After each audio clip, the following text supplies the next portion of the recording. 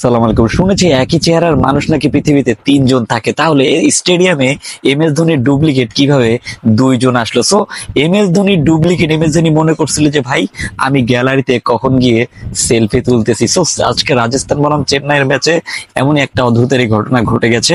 So M S Dhoni যখন ব্যাটটা চালাচ্ছিলেন তখন দেখে যে ঠিক হুবহু একজন সেলফি তুলতেছে স্টেডিয়ামের গ্যালারিতে বসে। এম এস ধোনি নিজেও অবাক হয়ে গিয়েছিলেন এবং আশেপাশে যত মানুষ ছিল সবাই অবাক হয়ে গিয়েছিলেন। ইভেন আপনি যখন ড্রেসিং রুমে ছিলেন তখনও দেখতেছিল যে ভাই তুমি কিভাবে এই সেলফিটা তুলতে পারো।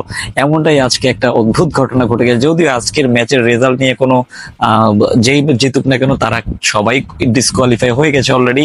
আপনি পয়েন্ট টেবিলের দিকে একটু যদি তাকান তাহলে বুঝতে পারবেন আমাদের দিল্লি ক্যাপিটালস এর আগামীকাল খেলা। এবং আজকে যেটা হয়েছে অদ্ভুত ঘটনা, অদ্ভুত ঘটনা। এমন ঘটনা আমি আদৌ কখনো কোনোদিনও দেখি নাই। আপনারা দেখেছেন কিনা এর আগে কখনো? প্লিজ একটু কমেন্ট করে জানাই দিবেন। ধন্যবাদ।